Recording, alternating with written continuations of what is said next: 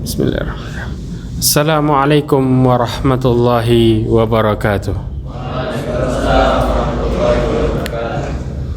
Innal hamdalillah nahmaduhu wa nasta'inuhu wa nastaghfiruhu wa nastahdihi wa na'udzu billahi min shururi anfusina wa min sayyiati a'malina may yahdihillahu fahuwal muhtad wa may yudlil falan tajida lahu waliyyan mursyida.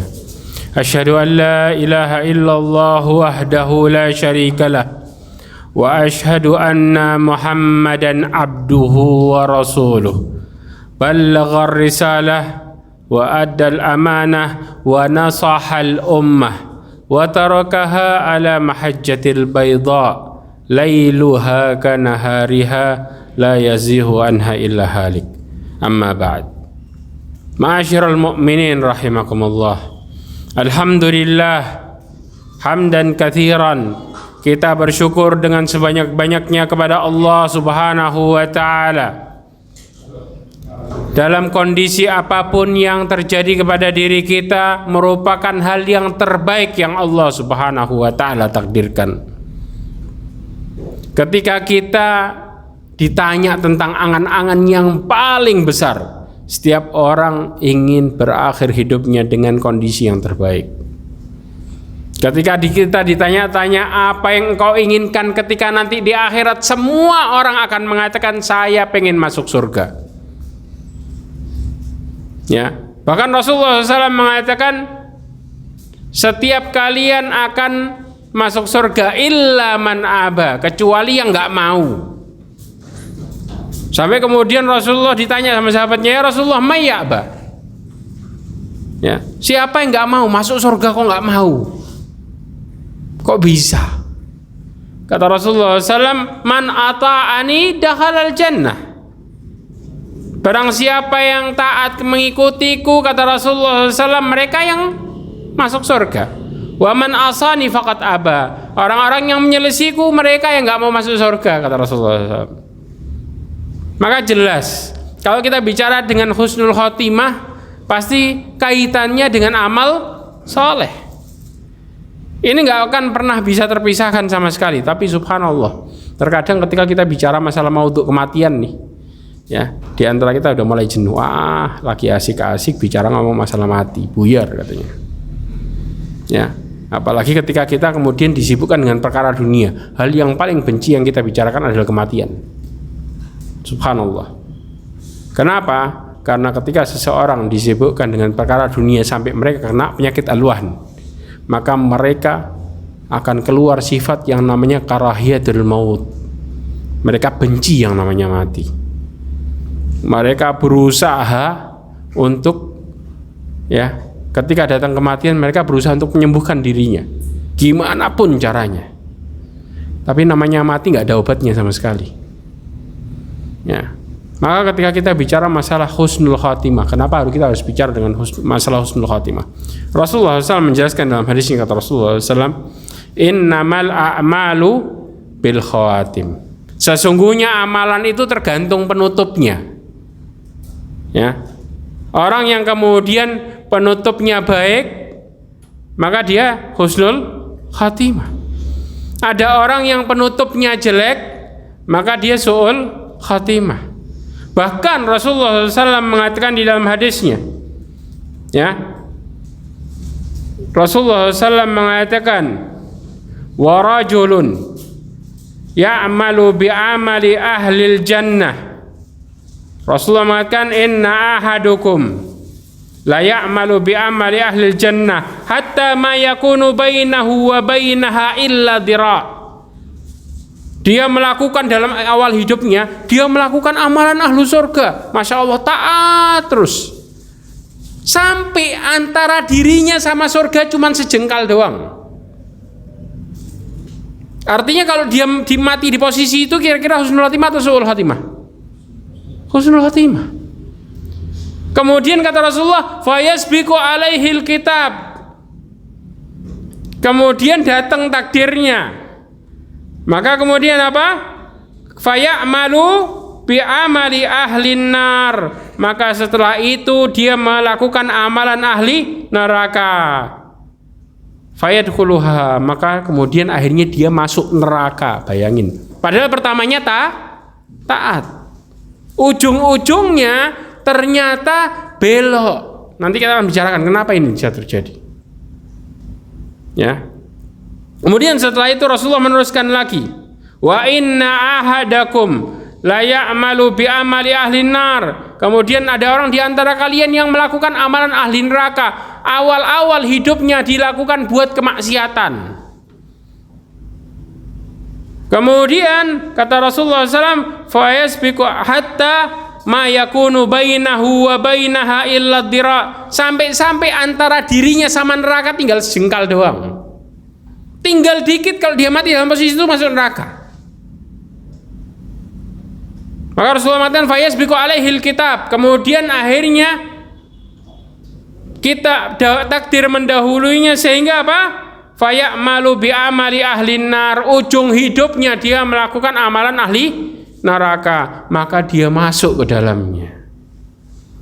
Subhanallah, Ibnu Rajab Al-Hambali ya mentafsirkan tentang hadis ini, kenapa seseorang kok bisa sebelumnya soleh kemudian ujung-ujungnya masuk neraka. Karena ketika dalam ketaatannya dia kepada Allah, di dalam hatinya ada penyakit. Subhanallah, penyakit apa ini? Penyakit riya. Ibadahnya, subhanallah. Ada nggak di antara kita yang bisa nilai orang itu riya? Ada? Nggak ada sama sekali.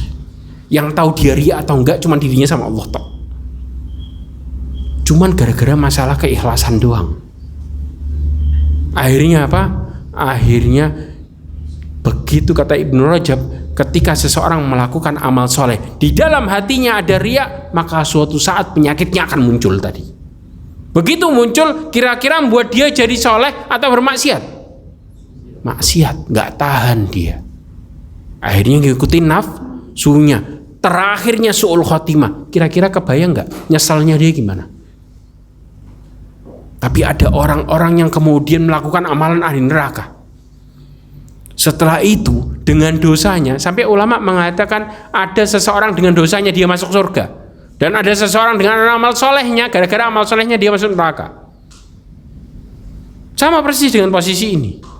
Kenapa dia kemudian seseorang dengan amal solehnya bisa masuk neraka? Karena dia bangga sama amal solehnya, ngerasa dengan amal solehnya bakal menyelamatkan dirinya, maka kemudian akhirnya dia sombong, melupakan Allah. Ujung-ujungnya Allah masukkan dia ke dalam neraka. Niat ini luar biasa sensitifnya, luar biasa nih. Maka kalau kita bicara su'ul khotimah, husnul khotimah, kembali kepada diri kita masing-masing, bagaimana kemudian kita melakukan amalan tersebut. Kemudian juga ulama juga mengatakan, ulama salaf mengatakan, seseorang karena dosanya dia menyesali dosanya, seumur hidupnya menyesali, sehingga akhirnya dia bertobat.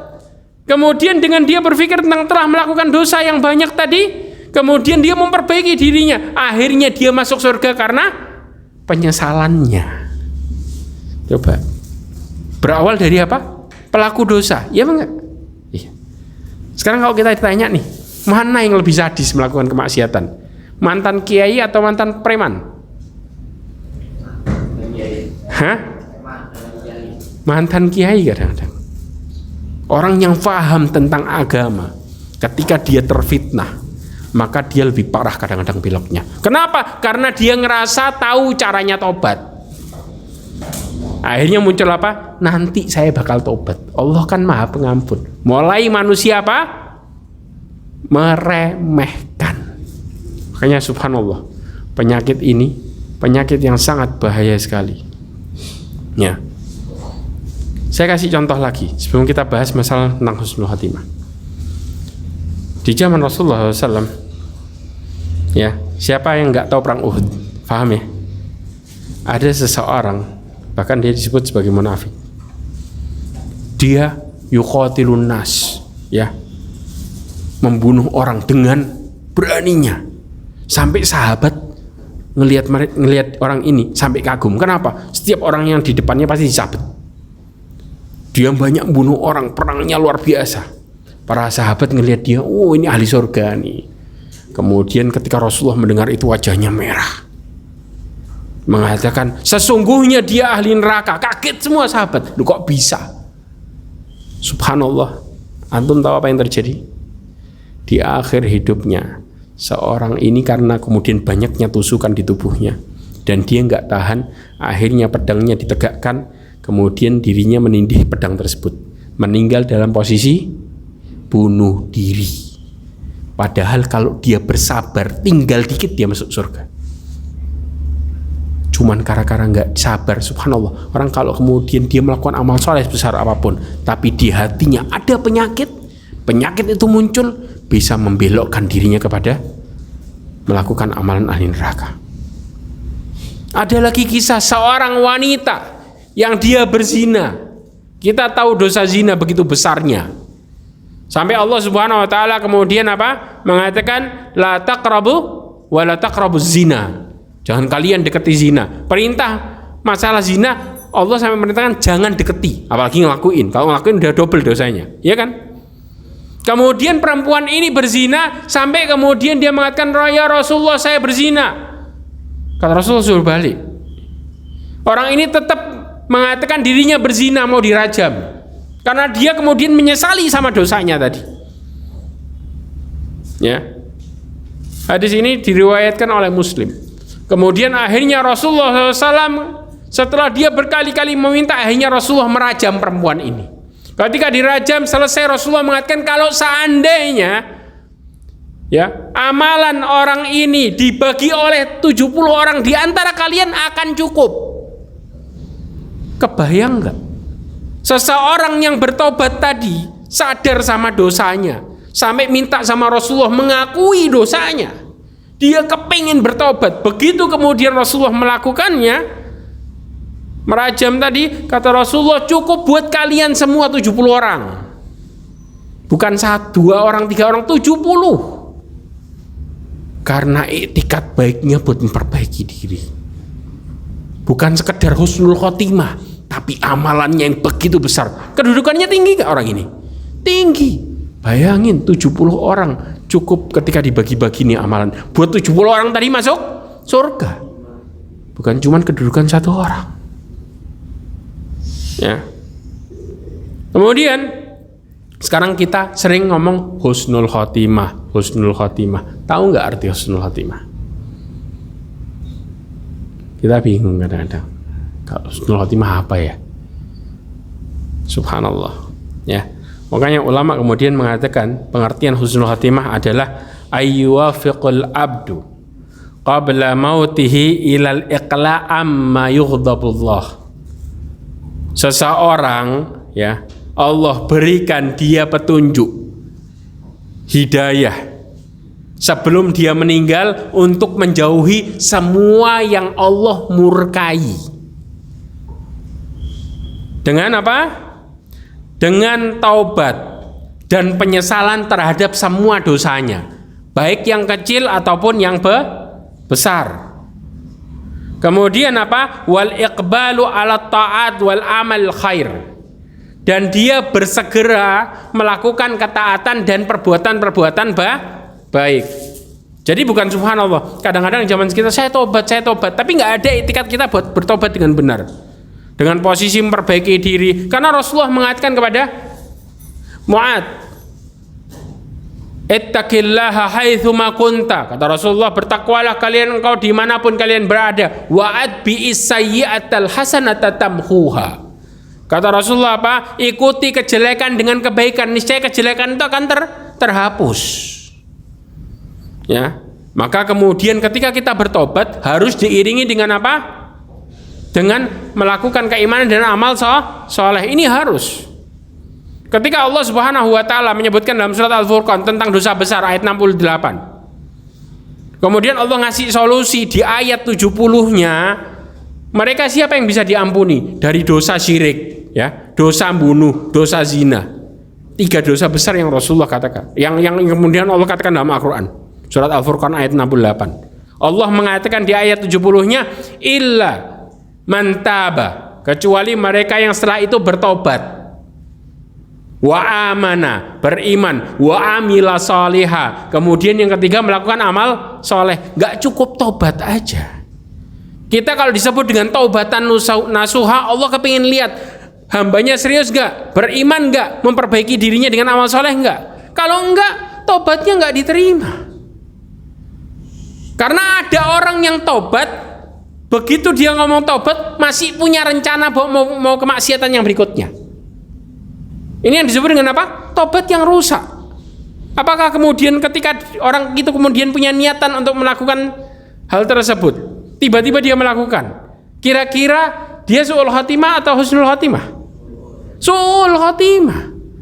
Padahal kalau dia bersabar, kalau dia meninggal dalam posisi tobatnya dan dia serius, begitu ajalnya menjemput di posisi itu, dia husnul khotimah.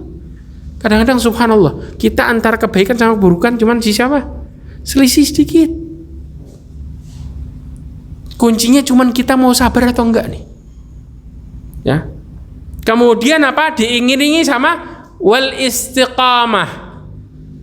Ya, intinya apa? Istiqomah. Banyak di antara kita yang kadang-kadang subhanallah, antara orang-orang mukmin ketika bermaksiat sama orang-orang yang mereka jauh dari agama bermaksiat berbeda jauh. Ya. Orang-orang yang kemudian yang jauh dari agama bermaksiat, ketika diingetin sama dosanya, udah sekalian tanggung, sekalian dosa yang gede, nanti sekalian tobat. Mau berhenti dari kemaksiatannya? Enggak, sekalian jegur. Katanya kalau sudah basah sekalian basah. Bener gak ini? Enggak. Kalau kemudian di posisi itu dia mengatakan itu dan ajalnya menjemput, apakah dia berpikir untuk bisa balik? Gak bisa sama sekali. Ya. Tapi kalau orang-orang mukmin mereka bermaksiat, ya, Allah Subhanahu wa taala mengatakan apa? Orang-orang yang mereka mendolimi dirinya, ya, orang-orang mereka yang kemudian mereka innal ladzina idza fa'alu fahishatan aw dzalamu anfusahum, mereka melakukan kemaksiatan fahisyah. Fahisyah ini semua yang jelek, itu disebut dengan apa? Al-fahisyah. Aw dzalamu anfusahum, kemudian tiba-tiba apa yang mereka lakukan setelah mendolimi dirinya mereka sendiri atau melakukan kemaksiatan? Dzakarullah, cepat-cepat ingat sama Allah, diingetin orang sadar. Fastaghfaru lidzunubihim, cepat-cepat mereka bertobat dan minta ampun sama Allah. Kenapa? Wa may yaghfirudz dzunuba illallah, dia tahu sadar enggak ada yang bisa mengampuni dosanya kecuali Allah. Kita mau minta maaf sama manusia, kalau kita belum bertobat sama Allah, kira-kira dosanya bisa hilang enggak? Enggak. Butuh tobat, dosa besar itu. Kecuali dosa kecil, kita dari satu sholat ke sholat yang lainnya bisa terhapuskan. Yang disebut dengan apa? As-sayyi'at, al-khati'ah. Al-khati'ah di sini adalah dosa-dosa kecil. Ya. Kemudian apa? Walam yusirru ala ma fa'alu wa hum ya'lamun. Mereka enggak bakal nerusin dosanya. Begitu tahu salah, berhenti di situ. Langsung kemudian cepat-cepat memperbaiki diri. Wahum ya'lamun, mereka tahu itu salah. Kalau kita enggak, begitu kemudian ketika kita jauh dari agama, kita ngelihat dosa, seakan-akan kata ulama apa? Tabi'in mengatakan apa? Kayak lalat yang lewat di depan hidungnya. Ngelihatnya kecil, gampang. Kapan mereka ngelihat itu besar? Kalau sudah nyawanya mau dicabut, baru sadar. Apakah kemudian kita ngelihat dosa dengan cara seperti itu? Nunggu mati dulu. Mati itu nggak ngelihat umur kita berapa. Berapa banyak orang-orang yang kemudian matinya muda, masih anak-anak mati. Ya enggak? Ajal ngelihat seseorang nggak? Oh, umur berapa nih? Enggak. Banyak nggak sekarang orang kena penyakit tiba-tiba, ya Allah umurnya masih kecil berapa? 15 tahun. Kalau belum balik mungkin lain cerita. Kalau sudah balik, mulai Allah akan menghisap amalan kita. Kita mempertanggungjawabkan amalan kita satu-satu. Jelas? Kemudian kenapa ya arti husnul khotimah diartikan seperti ini? Ya, ini berdasarkan dalil dari Anas ibn Malik radhiyallahu anhu. Dia berkata Rasulullah SAW bersabda. Hadis ini diriwayatkan oleh Imam Ahmad dan Tirmidzi, bahkan disahihkan oleh Hakim dalam Mustadraknya.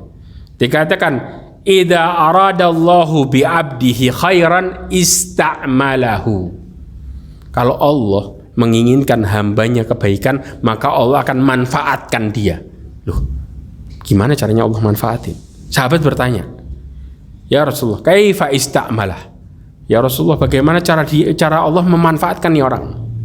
Apa jawaban Rasulullah? Yuwafiquhu li'amalin salih qabla mautih. Simpel jawabannya. Allah memberikan dia petunjuk untuk melakukan amal soleh sebelum dia mati. Coba kebayang nggak?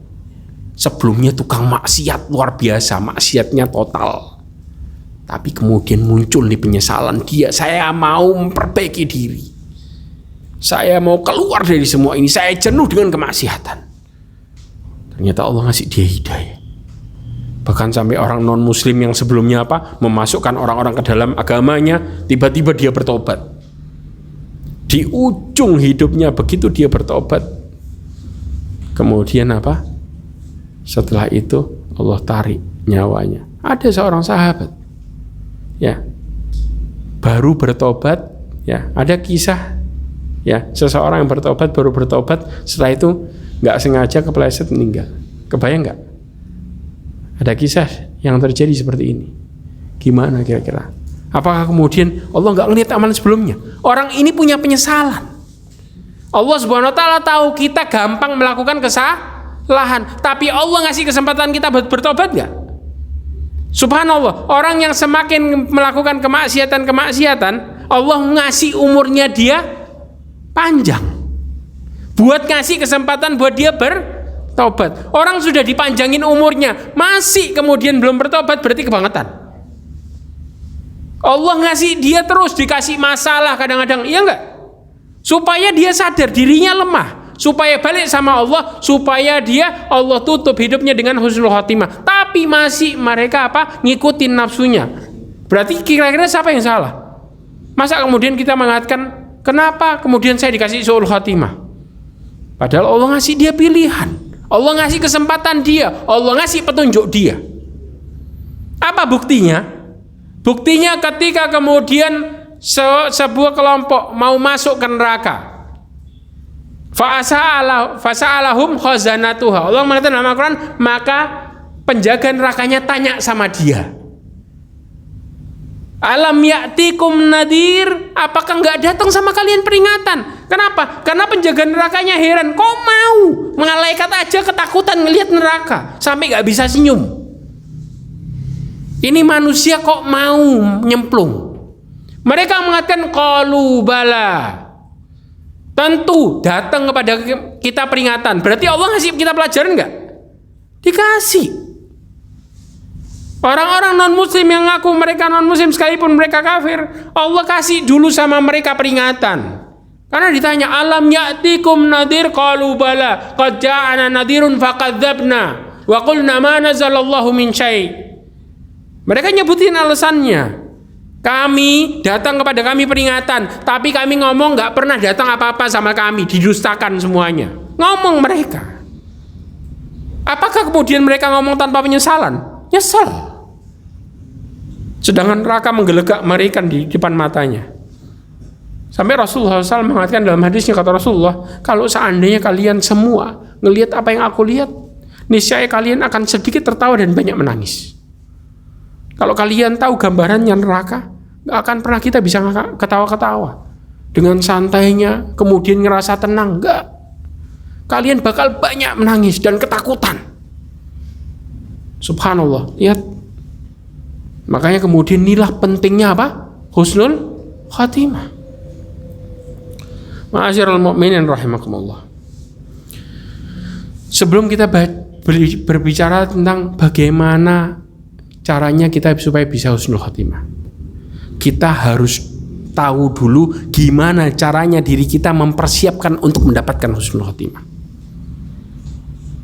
Salah satu mempersiapkan diri, berhati-hati kita untuk bisa dapat itu adalah dengan banyak nginget mati.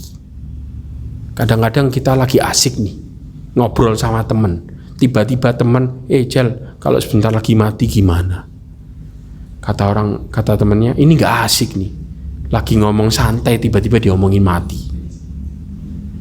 Bahkan ngomong apa? Nanti aja ngomongnya, Hidup ini dinikmati dulu. Banyak gak orang yang ngomong gitu? Hidup ini sementara, nikmatin dulu. Ini omongan, ya, seakan-akan membenarkan nafsu kita, tapi buat diri kita hancur dan beracun luar biasa. Seakan-akan kita apa? Mengingkari kenapa Allah nyiptain kita. Tujuannya buat apa sih? Ibadah. Buat sadar kita cuman sementara. Makanya subhanallah, seseorang yang sering mengingat kematian, ya, adalah seseorang yang kemudian mereka sadar mereka harus ngapain. Rasulullah SAW sampai mengatakan dalam hadisnya dari Abu Hurairah radhiyallahu anhu, kata Rasulullah SAW, akthiru dzikr hadamil laddat. Banyaklah kalian mengingat pemutus kenikmatan. Kenapa? Sebutnya pemutus kenikmatan, iya enggak? Yaitu al-maut. Karena setiap orang begitu menikmatin sesuatu, tiba-tiba nginget kayak gitu, rasanya, coba di antara kita nih lagi santai, ya, ngobrol kadang-kadang.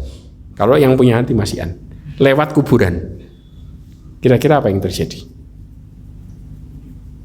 Lewat kuburan, kemudian ada seorang yang sedang dikubur. Kita ngelihat masuk jenazah ke liang lahat. Ada di antara kita yang masih kemudian nafsu ngobrol, ketawa-tawa? Ada yang nafsu enggak? Apakah kemudian kita masih royit, nanti belum datang, ajalnya masih jauh? Ada yang bisa ngomong kayak gitu? Ketika jenazahnya sudah masuk kuburan, dalam posisi kita ngelihat tuh, kemudian tiba-tiba ditutupin terpal, dan kita berpikir kalau kita di posisi itu gimana? Ada di antara kita yang masih ngobrolin sesuatu, yang kemudian bisa menikmatin sesuatu tadi, dia bisa makan, masih bisa menikmati, ketika dia pikir kalau saya jadi itu gimana? Dan dia hanya ditutupi papan dan kemudian ditimpa sama tanah. Masihkah di antara kita masih memikirkan kalau saya kemudian bagaimana dengan usaha saya dan lain sebagainya? Masih nafsu enggak kira-kira? Gak akan. Masing-masing di antara kita bingung, siapa yang mau saya persiapkan? Kadang-kadang kita mengatakan, jangan ngomong mati dulu, saya belum siap. Karena kita tahu mengatakan saya belum siap karena dosa kita masih banyak. Kapan kita mempersiapkan? Kita harus nginget kita bakal itu. Gak bisa enggak. Makanya Rasulullah mengatakan, perbanyaklah di antara kalian mengingat pemutus kematian. Bahkan Rasulullah mengatakan di dalam hadis yang lain, di riwayat yang lain, fa innahu lam yadhkuruhu fi dhikin minal 'aish illa wasa'ahu alaih. Tidaklah seseorang mengingat kematiannya di posisi himpitan hidupnya, kecuali kematiannya tersebut buat dia luas. Hatinya lega, tenang. Kenapa? Karena akhirnya dia kepingin melakukan ibadah dengan benar. Ya enggak? Akhirnya hatinya jadi tenang. Berawal dari ingat kematian, sadar. Kemudian apa? Wala dzakarahu fi sa'atin illa dhayyaqaha. Dan tidaklah seseorang ingat kematian di posisi dia lagi nyantai, di posisi dia lagi lapang, di posisi dia lagi lupa sama Allah, kecuali akhirnya dia apa? Nggak nafsu melakukan apa-apa, jadi sempit, ya enggak? Kita lagi ngobrol sama teman, apalagi pada soft talk semua nih, contoh. Tiba-tiba kemudian, ya, ada salah satu di antaranya tiba-tiba terdengar orang yang paling dicintainya meninggal. Dan jenazahnya kemudian tiba-tiba datang tuh, atau enggak lagi ketawa bareng-bareng nih, contoh, tiba-tiba salah satunya mati.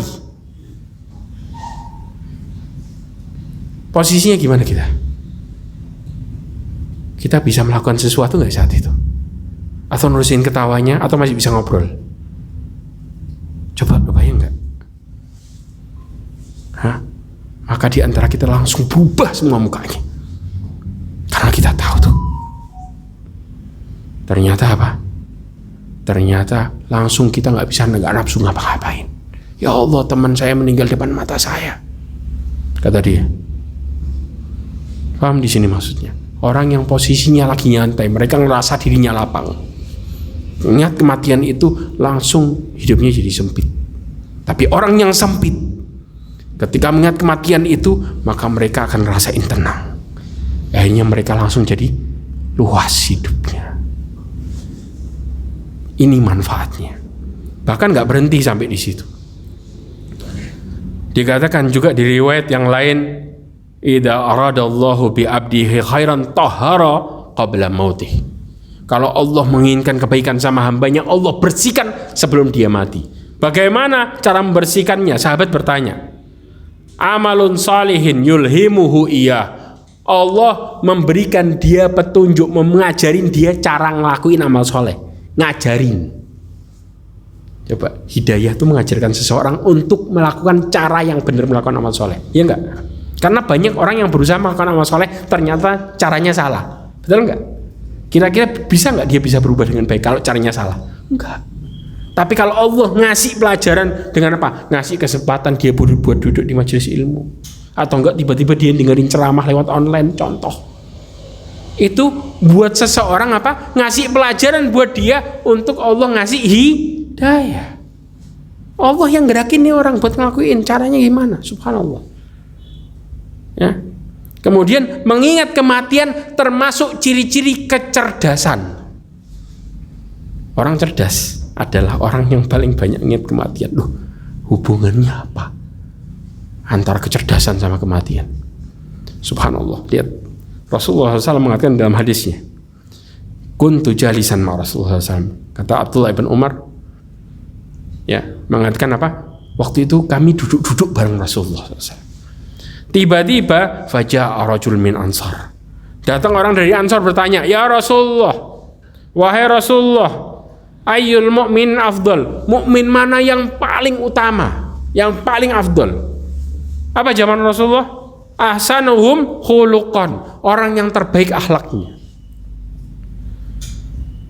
Kemudian dia tanya lagi, ayyul mu'minina aqyas? Mukmin mana yang paling cerdas?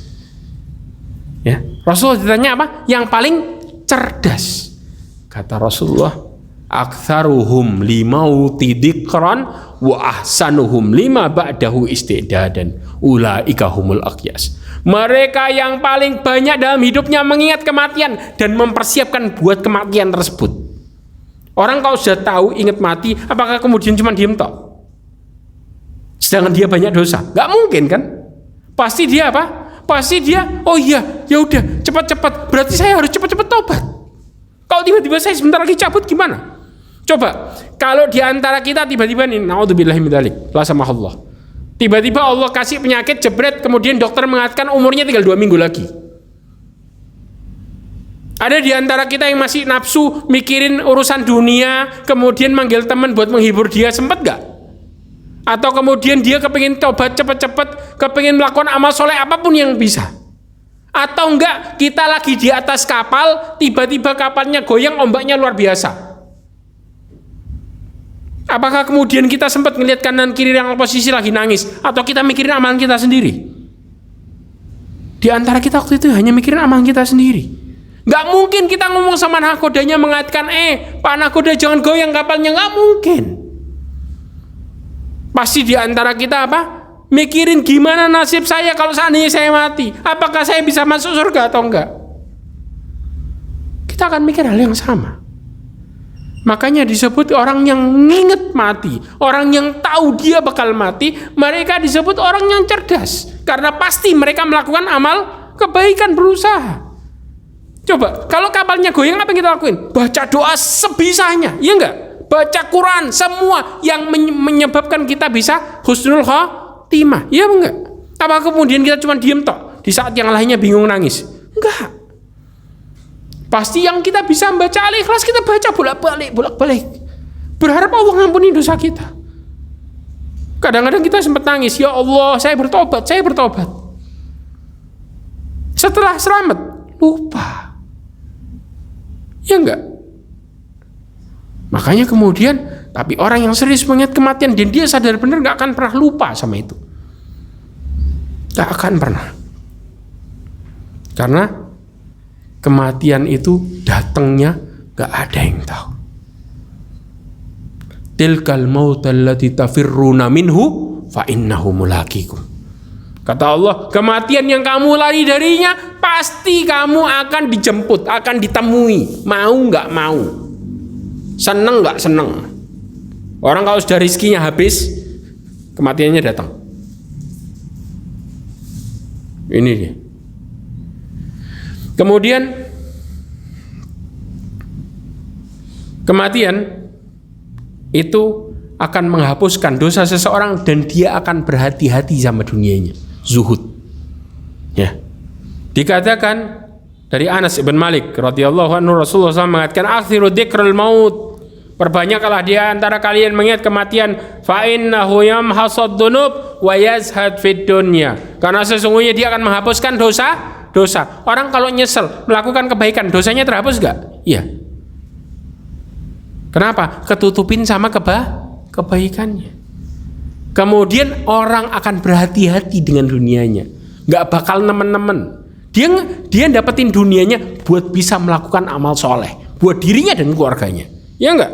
Kerja, dapat rizki supaya keluarganya bisa makan, supaya bisa ibadah. Mikirnya kayak gitu. Nanti di akhir kita akan bicara masalah apa itu zuhud, pengertian sebenarnya. Kemudian ingat, kematian adalah pemisah. Ya, apa maksudnya pemisah? Abu Darda ia berkata, ya, di dalam riwayat yang diriwayatkan oleh Ibnu Asakir, kafa bil mauti wa'adan wa dahri mufarraqan al yawma fid duri wa ghadan fil qubur. Subhanallah. Abu Darda mengatakan, cukuplah kematian menjadi nasihat bagi kita dan juga menjadi masa sebagai pemisah. Kata dia apa? Hari ini kita di rumah, besok di kuburan. Kata dia apa? Hari ini di rumah kita bisa santai, besok bisa jadi kita bisa di kuburan. Pindah tempat. Kalau sudah di kuburan, yang katanya orang-orang yang sayang sama kita ngikutinnya sampai mana? Sampai depan kubur. Rasulullah mengatakan ketika seorang mati, 3 ngikutin dia, 2 balik, 1 netep. 3 ngikutin dia siapa? Hartanya, keluarganya yang katanya cinta, sama amalnya. Yang setia cuma 1 doang, amalnya yang kadang-kadang disiain tadi. Itu yang setia ngikutin dia. Ya, 2-nya balik. Dan pertama kali yang dilupakan ketika seorang mati apa? Namanya. Loh, kok bisa? Saya tanya, orang kalau kemudian jenazah lagi dimandiin atau apa, orang nyebut namanya atau jenazah? Disebut namanya atau kata-kata jenazah? Jenazah. Jenazah sudah dimandiin belum? Namanya dilupain kan? Jenazah sudah disolatin belum? Apa nyebut, si fulan sudah disolatin belum? Enggak. Kebanyakan orang mengatakan apa? Jenazah. Mulai nama kita dilupain, apalagi diri kita. Apakah kemudian keluarga yang katanya ngomong sayang, nginget-nginget paling mentok 1-2 tahun. Setelah itu sudah. Mereka sibuk dengan perkaranya masing-masing, kitanya dilupakan dalam posisi kesendirian hanya dengan amal yang kita sia-siain tadi. Subhanallah. Maka beruntung kita masih hidup sekarang. Artinya Allah ngasih kita kesempatan buat melakukan kebaikan. Kemudian juga banyak mengingat kematian, menjadikan dirinya bisa dibangkitkan dengan para syuhada. Orang kalau dibangkitkan dengan para syuhada, kira-kira Allah memuliakan kedudukannya atau enggak? Pasti. Allah angkat tuh derajatnya, karena dibangkitkan bersama orang yang dicintainya. Dimuliakan sama orang yang dicintainya, Allah angkat. Sampai Rasulullah SAW mengatakan, ya, ketika Rasulullah ditanya, hal yuhsyaru ma'a syuhada ya ahad, wahai Rasulullah, apakah nanti ada orang-orang yang dibangkitkan bersama syuhada? Kata Rasulullah, qala na'am. Iya. Siapa mereka? May yadhkurul mauta fil yaumi wa laila 20 marrah. Barang siapa yang mengingat kematian dalam sehari semalam, setiap hari 20 kali. Enggak terima 1-2, 20 kali. Berarti apa? Orang kalau sudah ingat kematian, contoh nih, ada orang lagi ngomongin orang, asik emang ngikutinnya, bener gak? Asik menurut nafsu. Tapi kalau kita tahu dosanya, lebih hina daripada orang makan bangkai saudaranya sendiri. Apa yang terjadi? Kita cepat-cepat minggir, atau enggak, jangan ngomongin orang, dosa. Kita peduli. Orang kalau peduli seperti itu. Kenapa? Berarti orang ini sadar. Nanti kalau kemudian kita lagi ngomongin orang mati gimana? Kira-kira husnul khotimah apa su'ul khotimah? Jelas su'ul khotimah. Gak ada orang ngomongin orang lain meninggal dalam posisi husnul khotimah, enggak. Karena dia dalam posisi dosa yang besar. Ya. Kadang-kadang kita kalau di dalam posisi ini, semua kita jadi bingung, nggak nafsu ngapa-ngapain. Ini efeknya memang. Subhanallah. Ya. Karena mengingat kematian merupakan hal yang terbaik. Bahkan Allah Subhanahu wa taala mengatakan alladzi khalaqal mauta wal hayata. Apa yang terjadi? Liyabluwakum ayyukum ahsanu amala. Kita tahu kan ini? Allah menguji seseorang, ya, yang menciptakan kalian dan juga kematian, ya. Khalaqal mauta wal hayah, yang menciptakan kematian dan kehidupan. Supaya apa? Menguji kalian mana di antara kalian yang amalannya terbaik. Subhanallah. Siddi mentafsirkan ayat ini dengan mengatakan mereka yang disebut yang terbaik adalah aktsaruhum li mauti dzikron, yang paling banyak mengingat kematian. Itu yang disebut ahsanu amala, yang terbaik amalannya. Ya. Bahkan seseorang yang sering mengingat kematian dikatakan dia bakal dikasih sama Allah 3. Perhatikan 3 hal. Kalau sering ingat mati. Yang pertama dikatakan Daqaq mengatakan man aktsarum mauti dzikran akrama bi thalathati asya. Allah akan memuliakan dia dengan 3 hal. Yang pertama adalah takjiru taubah. Allah ngasih kesempatan dia cepat-cepat bertobat sebelum dia mati. Yang kedua adalah qanaatul qalb. Hatinya selalu nerima setiap apa yang Allah kasih. Kenapa? Dia langsung berpikir setiap yang Allah kasih pasti yang terbaik. Karena sadar dia bakal dipertanggungjawabkan. Berarti dia harus nerima apa yang Allah kasih. Ya enggak? Dan yang ketiga adalah nasyatun fil ibadah. Semangat dalam beribadah. Tapi orang-orang yang enggak mau nginget mati bakal dikasih 3 fitnah. Orang yang benci nginget mati bakal dikasih 3 fitnah. Pegang ini. Yang pertama apa? Yang pertama mereka akan mengatakan apa? Menunda-nunda tobatnya. Jangan banyak dosa, tobat gampang nanti. Nah, ya, orang yang model kayak gini pasti benci sama kematian. Yang kedua, mereka meninggalkan keridhaan terhadap apa yang Allah kasih. Ya, mereka jauh dari apa? Jauh dari yang namanya qanaah. Setiap dikasih sesuatu, lu kok cuman segini? Kenapa rezekinya kok dikit? Kenapa Allah kok ngasih yang lainnya banyak, saya kok sedikit? Mereka orang yang seperti ini kepingin hidupnya panjang, gak pengen mati. Kenapa? Ngeluh hidupnya, gak ada syukurnya sama sekali. Dan yang ketiga, males buat ibadah. Apalagi kalau lagi sibuk-sibuknya, lagi asik nih, ya. Pemuda sekarang kadang-kadang asik sama HP-nya dan lain sebagainya. Kalau orang-orang yang sudah bekerja, mereka asik dengan kerjanya. Sampai, ayo cepat-cepat ibadah, cepat. Soalnya apa? Masih banyak kerjaan. Kalau nggak selesai gimana? Begitu mikir kayak gitu, ya. Akhirnya apa? Ibadahnya nanti sampai akhirnya nggak ibadah sekalian. Ngerasa ibadahnya beban hidup, bukan kebutuhan, beban. Orang kayak gini, dia sadar bakal mati nggak? Nggak. Jelas di sini.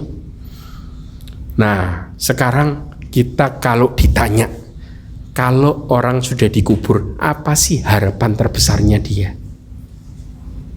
Ya, subhanallah. Ali bin Abi Thalib mengajarkan sebuah perkataan. Dia mengatakan, annahu kharaja ilal maqbarah falamma ashrafan. Dia keluar menuju ke kuburan. Ali bin Abi Thalib. Ketika sampai di kuburnya, kemudian dia mengatakan, ya ahlul kubur, akhbiruna ankum au nukhbirukum. Wahai orang-orang yang di kuburan, kabarkanlah tentang kalian atau kami yang mengabarkan tentang kalian. Kemudian dijawab langsung sama Ali bin Abi Thalib, wa ammal khabaru man kana qablana. Kabar-kabar tentang orang-orang sebelum kami.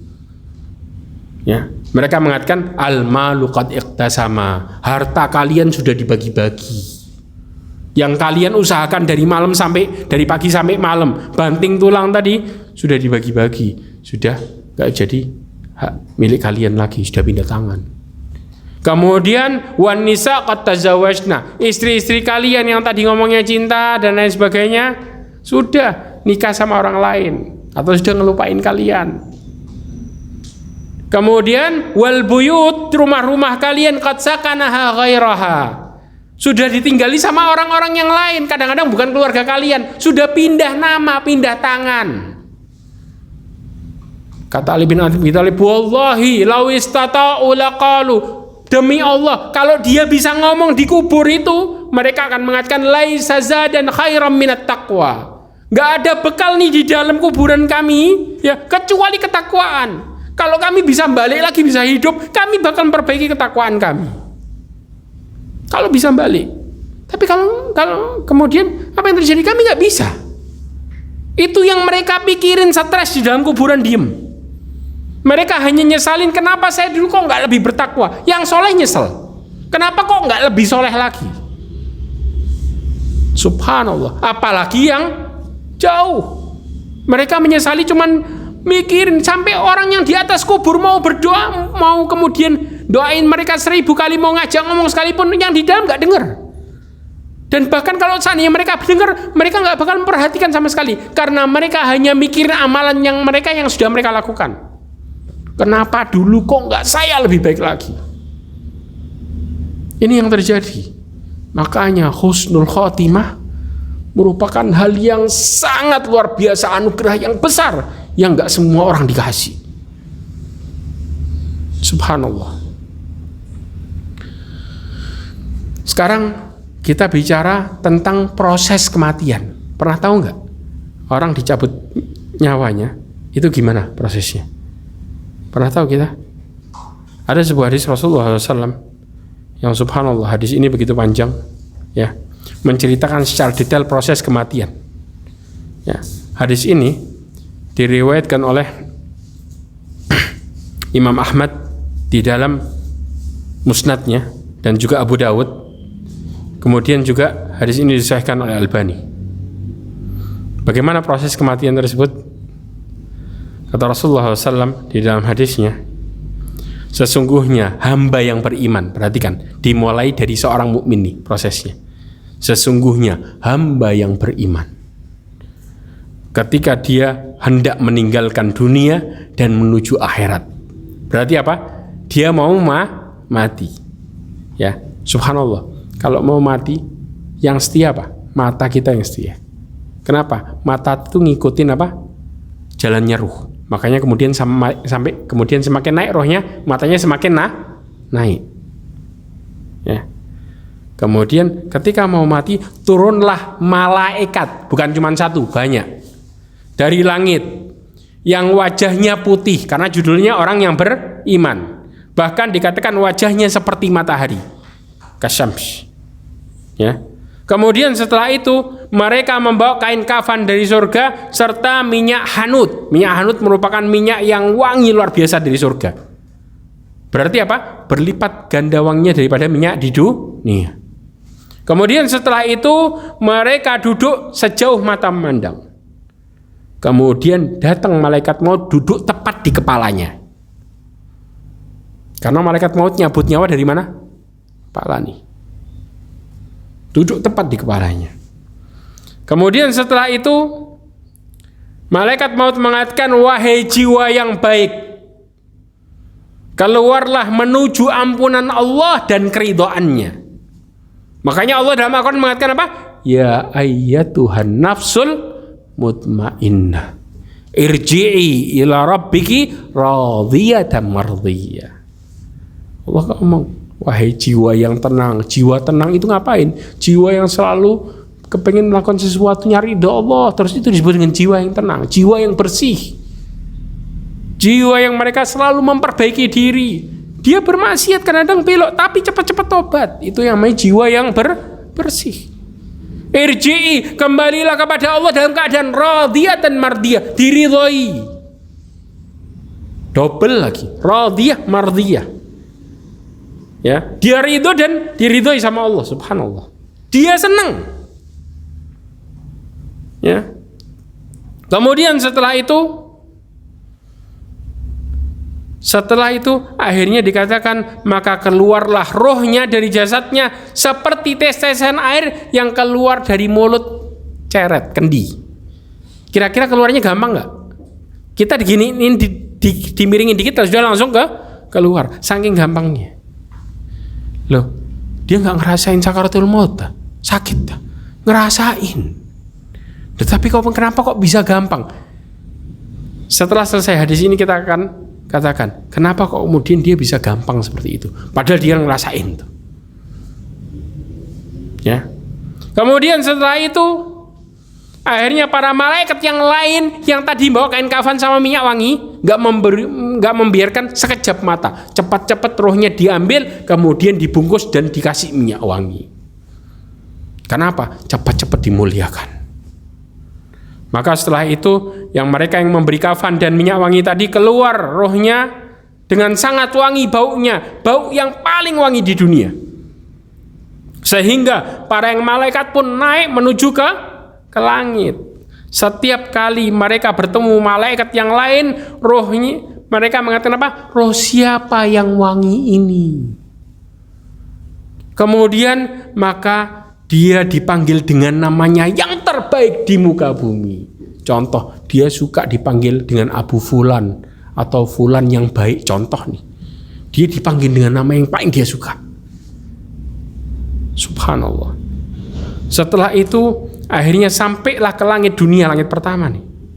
Maka dimintakan dibukakan pintu langit, lalu cepat-cepat dibukakan, langsung dibukakan, tidak pakai nunggu. Setelah itu naik ke langit berikutnya, dibukain lagi, sampai bahkan ketika dibukakan pintu langit pertama, malaikat pada ngikutin semua. Kenapa? Karena ini dimuliakan sama Allah. Dibukakan langit kedua, malaikat langit kedua juga ngikutin. Berarti semakin banyak malaikat yang ngikutin. Bukan sekedar di dunia jenazahnya diikutin sama orang banyak, mati pun dia diikutin sama malaikat. Enak gak jadi orang ini? Kita semua kepengen, gak ada yang gak mau. Sampai kemudian akhirnya dia sampai di langit yang ketujuh. Maka kemudian Allah mengatakan kepadanya, tulislah catatan hambaku di Illiyin, di tempat yang paling tinggi. Allah muliain, catatan amalnya ditaruh di tempat yang paling tinggi, karena ini orang mulia. Kemudian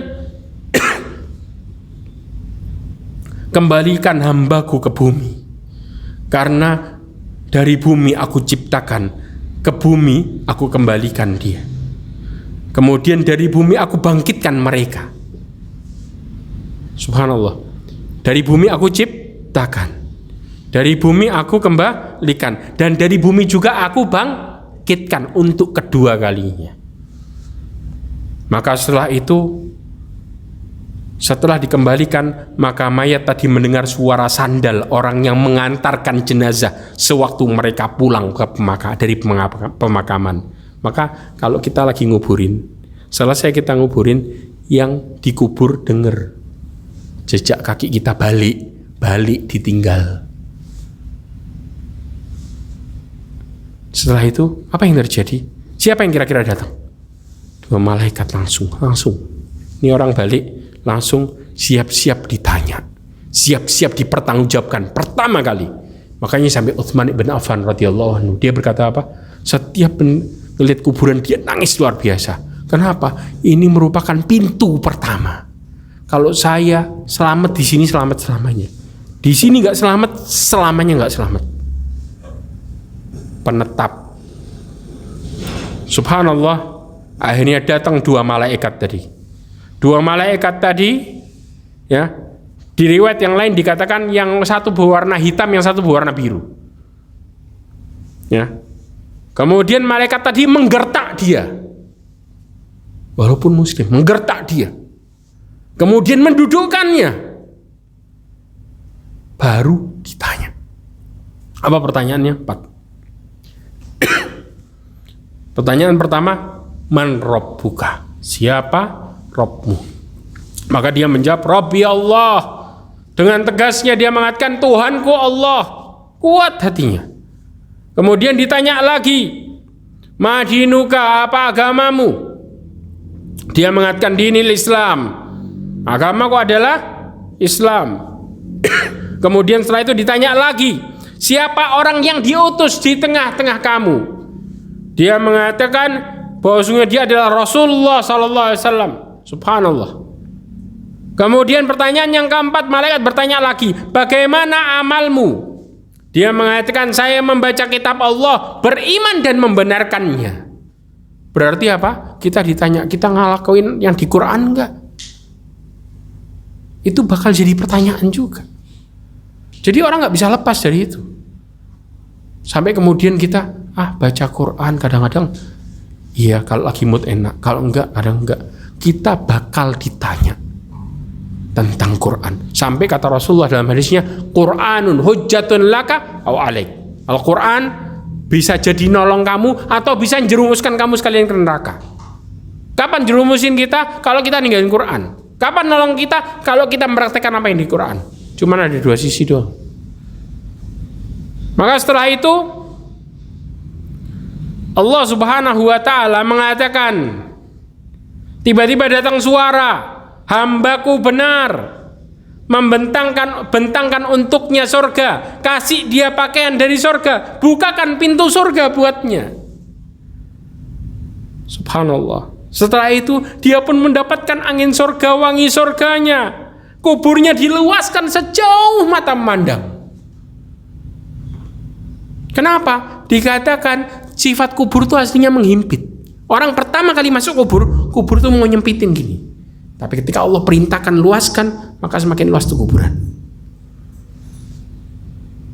Kemudian datanglah orang yang wajahnya tampan, bersinar, baunya wangi, pakaiannya bagus. Dia mengatakan kabar gembira dengan sesuatu yang menyenangkanmu. Kemudian apa? Kabar gembira dengan ridho Allah dan surga yang penuh kenikmatan abadi. Ini orang tambah ngasih semangat. Kemudian orang tadi mengatakan terheran-heran, semoga Allah juga memberikan kabar gembira untukmu. Siapa engkau? Wajahmu yang berseri-seri, yang baunya wangi. Kata dia apa? Saya amalmu. Kemudian setelah itu orang ini mengatakan yang amalnya soleh tadi, subhanallah, dia mengatakan, ya Allah, segerakanlah kiamat, cepetin kiamat. Kenapa? Dia nggak sabar kepengen benar-benar masuk surga. Baru dikasih wangi surga, baru dikasih pakaian dari surga, rasanya sudah kepengen cepat-cepat masuk. Kemudian dikatakan kepadanya, tenanglah, tenang, sabar. Subhanallah. Tahu nggak kenapa kok malaikat kemudian gertak, dia nggak takut? Karena Allah katakan, yuthabbitullahu alladhina amanu biqauli thabitin fil hayatid dunya wa fil akhirah. Allah membuat orang-orang beriman dikuatkan hatinya dengan perkataan yang kuat di dunia dan di akhirat. Mereka sadar dan mengamalkan siapa Tuhanmu. Mereka sadar harus ngapain, siapa nabimu, apa agamamu. 3 hal ini yang kemudian mereka berusaha mengamalkan dengan baik. Sampai datang pertanyaan, mereka ngomongnya dengan tegas. Malaikat mau gimana? Allah yang nguatin hatinya. Subhanallah. Ya. Kalau ditanya pengen, semua pengen, nggak ada yang nggak pengen. Semua orang ditanya pengen. Tapi kalau orang kafir gimana nasibnya? Subhanallah, kata Rasulullah, sementara hamba yang kafir ketika hendak meninggalkan dunia menuju akhirat, turunlah para malaikat dari langit yang bengis dan wajahnya keras hitam. Kita ngelihat orang yang wajahnya hitam merengut, kita aja sudah apa? Ketakutan. Ya enggak? Kayak mau marah, ini orang kenapa kok kayaknya wajahnya kok nggak enak. Kita sama temen ngelihat wajahnya sumpek kayak gitu, kita langsung jadi sumpek. Apalagi yang sumpek malaikat. Kebayang nggak kira-kira gimana? Ini yang sumpek nemuinnya malaikat. Kalau manusia kita ngelihat sumpek tambah sumpek. Lah malaikat ngelihat sumpek kitanya bingung. Ya kan? Akhirnya apa? Ketika turun dalam posisi wajah yang hitam, maka mereka membawa kain. Tahu nggak kain apa yang dibawa?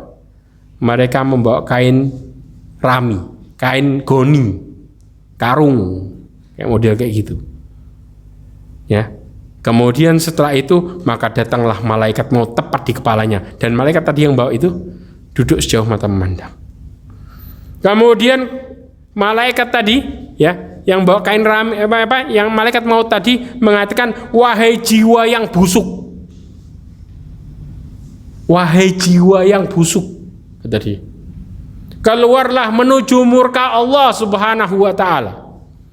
Bahkan Allah Subhanahu wa taala menjelaskan tentang kondisi orang ini. Kata Allah Subhanahu wa taala di dalam surat Al-An'am ayat 93. Walau tara idh dhalamu fi ghamratil mauti wal malaikatu basitu aydihim akhriju anfusakum al yauma tujzauna al adzabal hun. Dan alangkah dahsyatnya ketika kamu melihat orang-orang yang zalim dan tekanan sakaratul maut. Kata malaikat tadi sambil memukul kepalanya, digebukin nih orang. Kata malaikat tadi apa? Keluarkanlah nyawamu. Itu orang di riwayat yang lain disebutkan apa? Dipukulin kepala sama tangannya. Kenapa? Karena disebutkan di dalam hadis tadi ini yang diriwayatkan oleh Imam Ahmad bahwa sesungguhnya orang yang su'ul khatimah tadi ngapain? Tiba-tiba nyawanya menyebar ke seluruh tubuhnya, pegangan kuat. Karena dia tahu habis ini bakal dapat adab yang lebih parah. Padahal Umar ibn Khattab pernah tanya sama sahabatnya, bagaimana rasanya sakaratul maut? Dikatakan seperti tenggorokanmu yang kemasukan ranting, kemudian ada duri yang nancap ke setiap sarafnya, dan kemudian rantingnya ditarik oleh orang yang paling kuat di antara kalian. Kira-kira apa yang terjadi? Jebol. Dan itu rasa sakitnya sakaratul maut. Ini nyawanya tarik ulur. Dia merasakan rasa sakit itu bolak-balik. Bahkan ada yang mengibaratkan seperti orang yang ditusuk pedang bertubi-tubi. Bayang. Kemudian setelah itu maka ruhnya terketakutan tadi memencar ke seluruh tubuhnya. Lalu malaikat maut meneriakkan, menariknya. Kemudian sebagaimana menggancu bercabang banyak ditarik dari wol yang basah, sebagaimana ya sapu ijo yang ditarik ketika basah.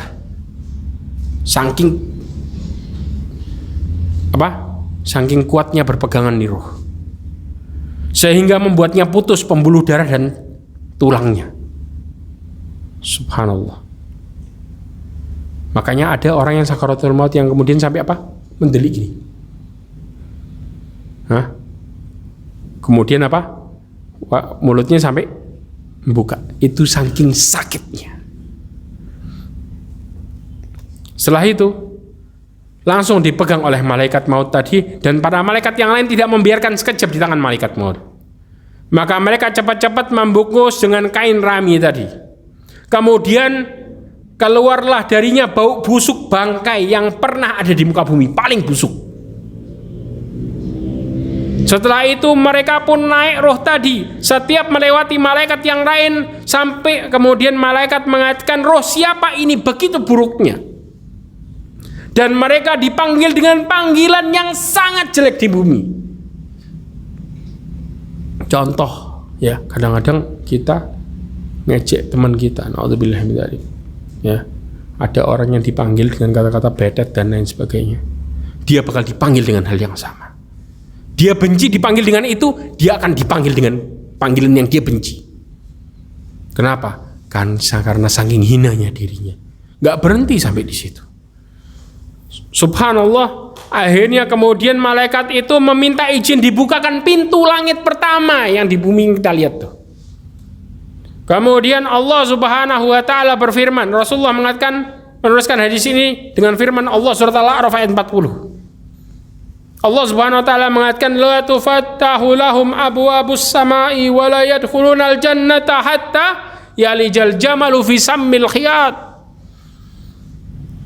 Rasulullah membacakan ayat, nggak akan pernah dibukakan pintu langit, mustahil, dan nggak akan pernah dia masuk surga sampai onta masuk ke lubang jarum. Kapan onta bisa masuk ke lubang jarum? Artinya apa? Mustahil, gak mungkin selamanya. Kalau sudah nggak mungkin, ada celah 1% aja, nggak ada. Bahkan 0,1 nggak ada. Sampai Allah mempermisalkan onta yang besar masuk ke lubang jarum. Subhanallah. Jadi nggak bakal Allah kasih apapun keadaannya. Setelah itu Allah Subhanahu wa ta'ala mengatakan, tulislah amalan hambaku fi sijjin, di bumi yang paling bawah, keraknya. Karena saking hinanya. Gak berhenti sampai di situ. Kemudian Allah mengatakan, aku telah menjanjikan bahwa bumi aku ciptakan darinya. Kemudian bumi aku kembalikan mereka dan aku bangkitkan mereka dari bumi. Kemudian setelah itu rohnya dilemparkan. Bayangin, yang tadi orang mukmin kan diturunin tuh. Ini dilempar dari atas langit. Roh bisa ngerasain sakit gak? Iya. Kebayang kita jatuh nih dari 2 lantai aja. Rasanya udah kayak gitu. Kebayang gak dilempar dari atas?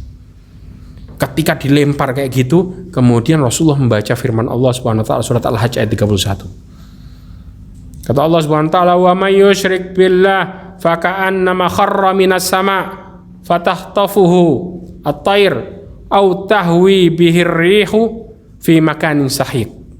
Kata Allah Subhanahu wa taala, barang siapa yang mempersekutukan Allah, maka dia seolah-olah jatuh dari langit lalu disambar oleh burung. Atau diterbangkan angin ke tempat yang jauh. Bukan sekedar jatuh, tapi diombang-ambing sama Allah, disiksa. Ini belum masuk kubur. Kemudian begitu jasadnya nyampe ke kuburan, maka dia mendengarkan suara sendal orang-orang yang meninggalkannya. Makanya kalau kita masukin jenazah ke liang lahat, ditutup tanah, kita mulai ninggalin, dia dengar. Ketika mendengarkan, datang 2 malaikat dengan wajah yang bengis menggertak mengatakan, duduk. Begitu duduk, ditanya dia, man rabbuka, siapa Tuhanmu? Dia mengatakan, saya nggak tahu. Ditanya, madinuka, apa agamamu? Dia mengatakan, saya nggak tahu, dengan posisi ketakutan. Bahkan ditanya lagi, siapa yang diutus di tengah-tengahmu? Dia menyebutkan, tidak kuasa menyebutkan namanya. Dia mengatakan namanya Muhammad. Saya dengar dari orang. Saya dengar orang bilang seperti ini dengan rasa ragu. Bayangin, dia nyebut, kenapa dia mengatakan, saya nggak tahu, karena keraguan yang dahsyat Allah masukin. Plus rasa takut, double. Setiap ditanya malaikat, katanya, benar gak ya? Subhanallah. Orang tersebut ketakutan luar biasa. Dia pernah dengar, tapi kalau benar, kalau salah gimana? Terus seakan-akan orang yang kemudian gak punya pendirian sama sekali. Kemudian ditambah lagi, tiba-tiba datang suara dari atas mengatakan, hambaku berdusta. Bukakan untuknya neraka, bentangkan untuknya. Maka di saat itu dia mendapatkan panasnya neraka, dapat racun dari neraka. Kuburnya disempitkan sampai tulang-tulangnya jadi satu. Begitu utuh lagi, disempitkan lagi.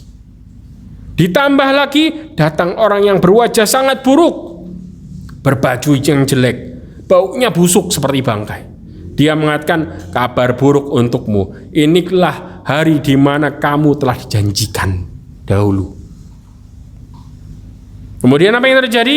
Si mayit kafir tadi mengatakan kabar buruk untukmu. Siapa kamu? Mayitnya balas lagi, disiksa sambil balas lagi.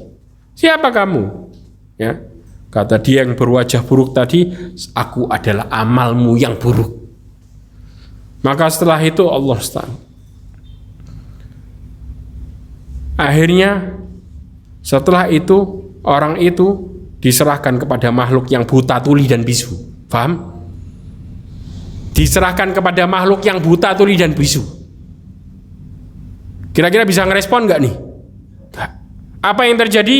Kemudian setelah itu dia dipentangkan, kemudian dipukuli. Kalau seandainya gunung kena pukulannya satu, hancur.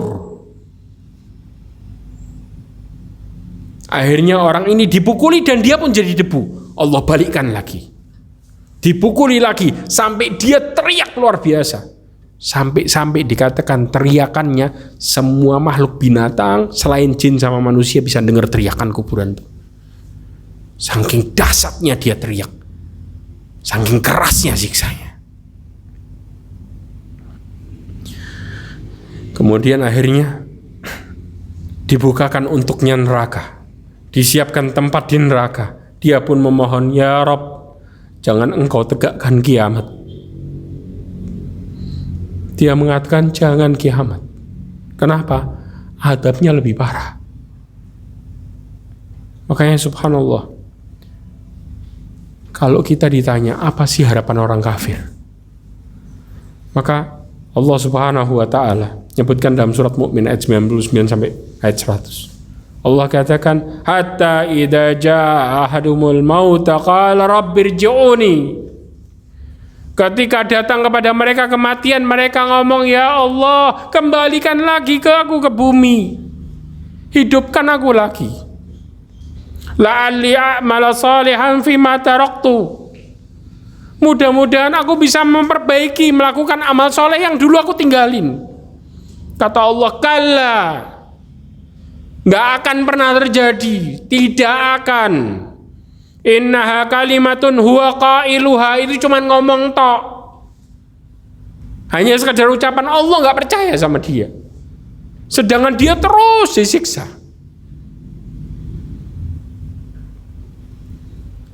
Kalau Allah sampai mengatakan ketika orang kafir berkata, ya laitani kuntu turaba, seandainya dulu aku jadi tanah. Kenapa orang kafir bisa ngomong kayak gitu? Karena dia ngelihat binatang ketika Allah kumpulkan di akhirat, Allah buat mereka hancur jadi tanah. Kenapa? Hidupnya cuma dunia. Orang kafir ini manusia mengatakan seandainya aku jadi tanah aja. Kalau seandainya aku gak jadi manusia. Kenapa? Karena Allah siksa terus, gak ada ujungnya sama sekali. Karena mereka su'ul khotimah, mereka Allah benci. Na'udzubillah min dzalik. Ma'asyarul mu'min rahimakumullah. Lalu caranya supaya doanya bisa husnul khotimah. Apa doa apa yang kita baca? Bukan sekedar Allah, ya Allah jadikan aku husnul khotimah, enggak. Rasulullah SAW mengatakan dalam hadisnya, ya, yang diriwayatkan oleh Muslim dari Abdullah bin Amr bin As. Rasulullah mengatakan apa?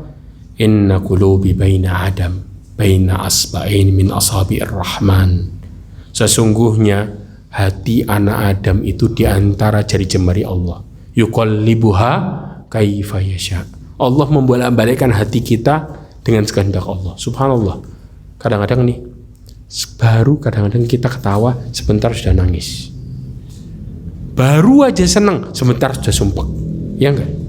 Itu Allah membolak-balikkan hati hambanya, terserah Allah. Maka kemudian thumma qala Rasulullah, Allahumma musarrifal qulub, sarrif qalbi ala dinik.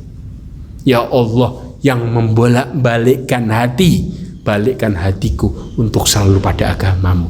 Ini doa yang nyelamatin. Kadang-kadang kita terkenalnya dengan apa? Di riwayat yang lain, ya muqallibal qulub, tsabbit qalbi ala dinik. Ya Allah, kuatkan hatiku, tetapkan hatiku untuk selalu berada dalam agamamu.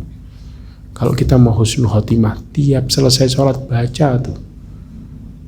Ketika kita berdoa baca itu, minta sama Allah untuk supaya hati kita dikuatkan dan ditetapkan.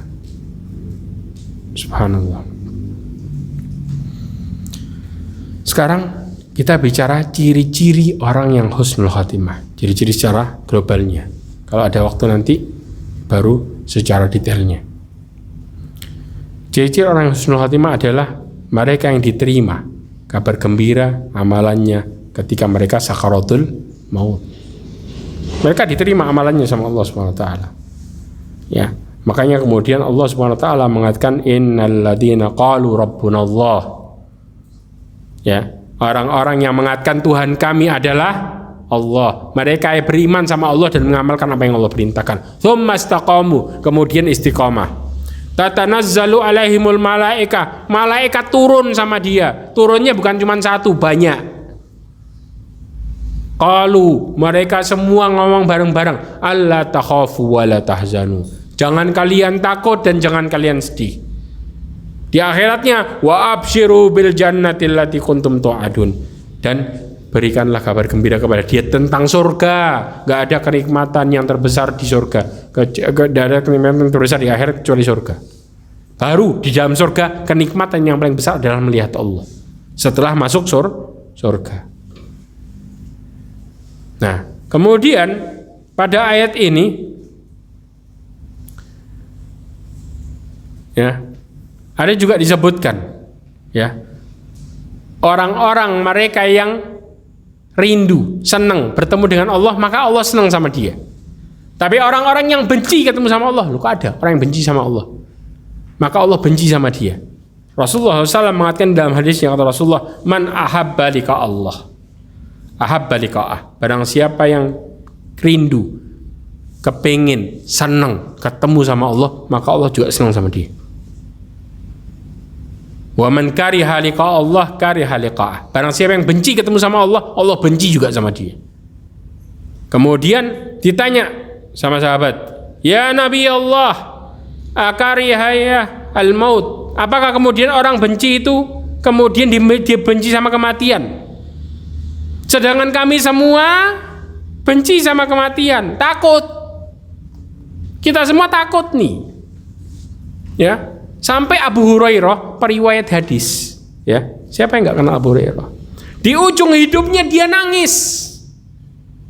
Nangis ketakutan, nangis. Loh, sahabat heran. Abu Hurairah padahal pahalanya luar biasa banyak. Setiap kita baca hadis Abu Hurairah, dapat pahala enggak Abu Hurairah? Iya. Tapi dia mengatakan, ditanya, mayubkik, apa yang buat kamu menangis? Kata dia, aku menangis karena panjangnya perjalananku dan sedikitnya bekalku. Abu Hurairah yang pahalanya luar biasa, sampai detik ini dia masih dapat pahala, dia masih berpikir panjangnya perjalananku dan sedikitnya bekalku. Kita kadang-kadang mau ngelakuin sesuatu, ntar dulu. Kadang-kadang kita apa? Dalam sehari kita belain buat waktunya buat Allah berapa banyak. Abu Hurairah yang fokus, dia masih mengatakan bekalku cuma sedikit. Sedangkan kita, makanya subhanallah, ini pentingnya kita mengingat kematian. Kemudian setelah itu kata Rasulullah, laisa kadzalik, bukan demikian, bukan seperti itu. Walakinnal mu'min idza busyira birrahmah wa ridwan wa jannatin ahabba liqa'ah. Akan tapi orang mukmin kalau diberikan kabar gembira tentang rahmat Allah, tentang ridha Allah, tentang surga, dia cepat-cepat kepingin ketemu sama Allah. Rindu, kepingin ketemu sama Allah.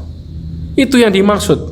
Wa innal kafir idza busyira bi'adab wa sukhtihi karaha liqa'ah. Wa qala Allah liqa'ah. Apabila orang kafir dikasih kabar tentang adab Allah dan murkanya, mereka benci untuk menemuinya, maka Allah benci sama dia. Ya enggak? Orang kafir ketika ditarik nyawanya, ya, dia mau enggak untuk mati? Enggak. Karena habis kematian lebih parah.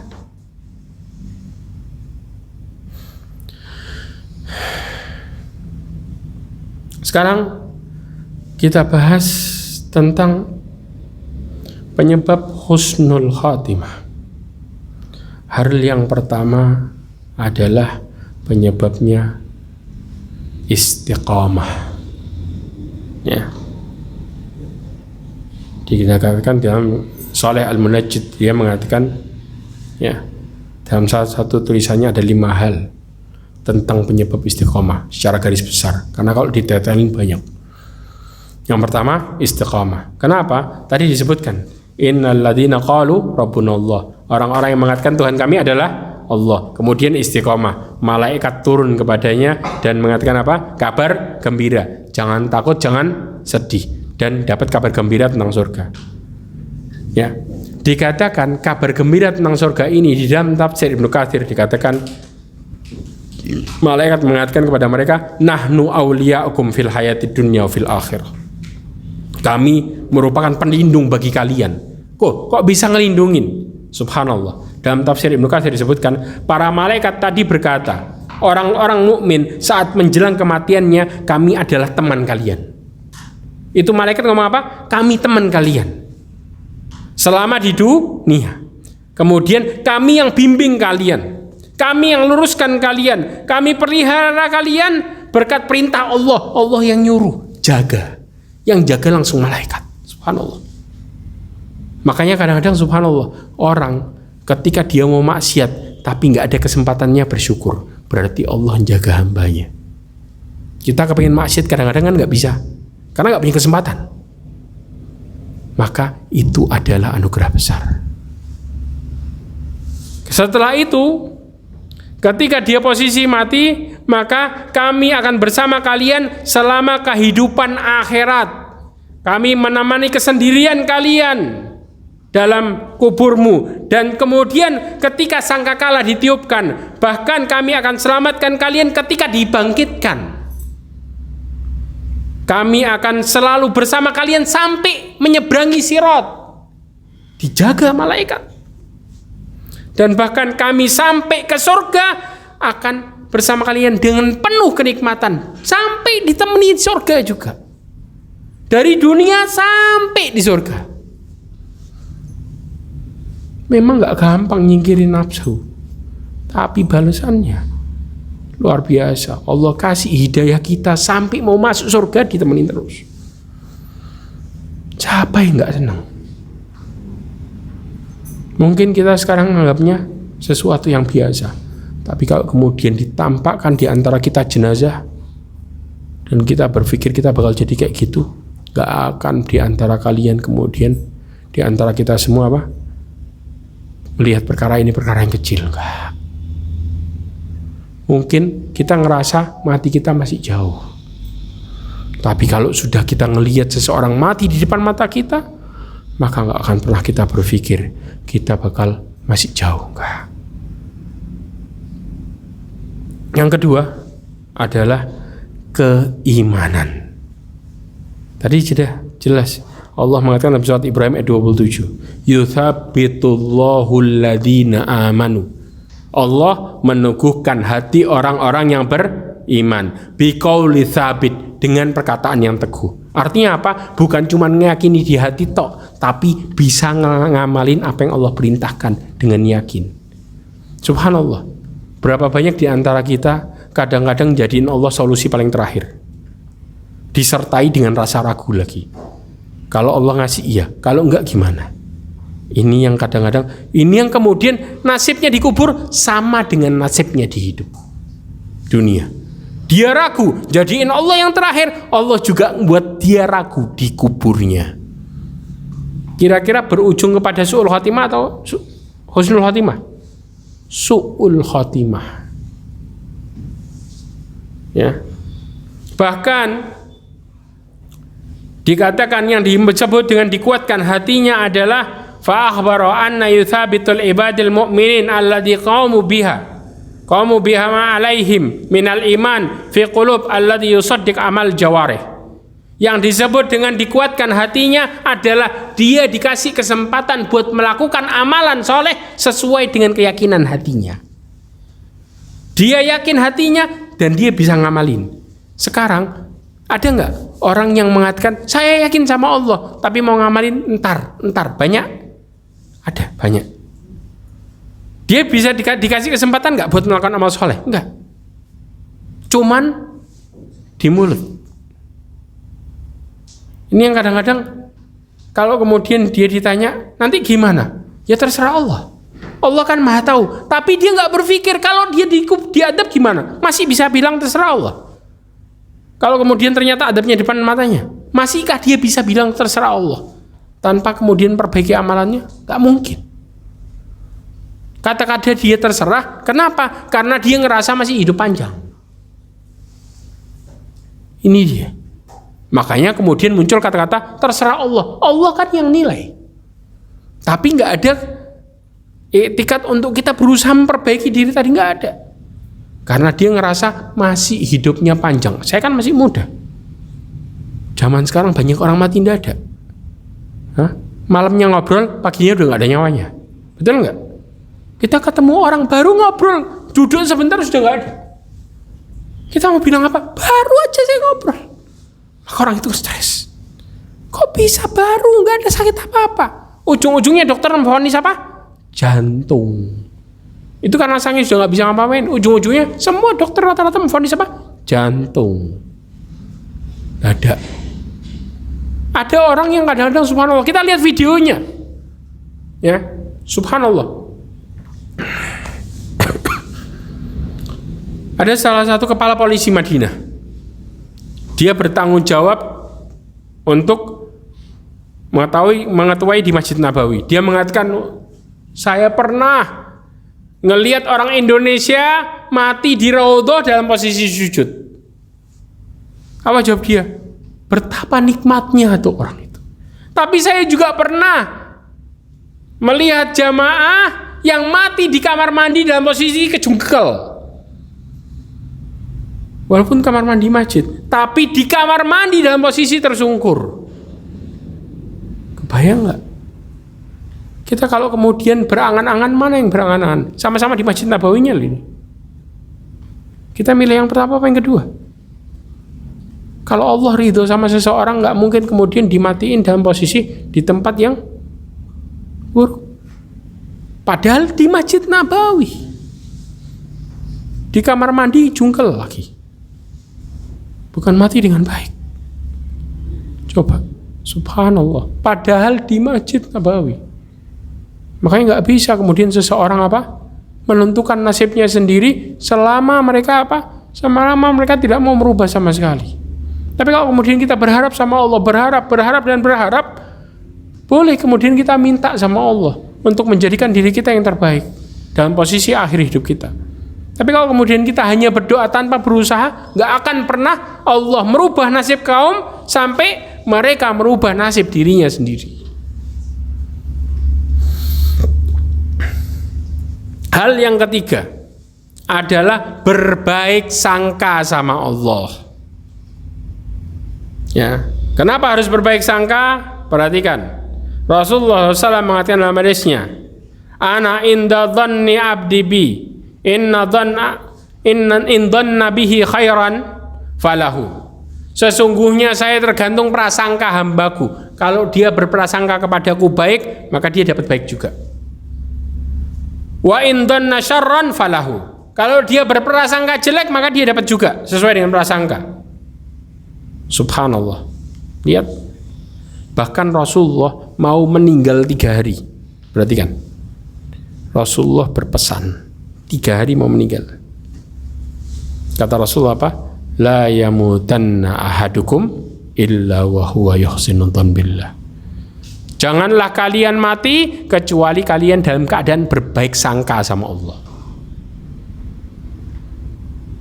Ya, kenapa? Kok Rasulullah nasihatinya 3 hari mau mati?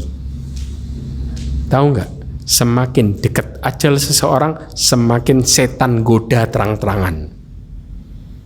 Kalau kita suudon, ragu sama Allah, kira-kira ujungnya apa? Su'ul khotimah. Padahal tinggal ujungnya aja.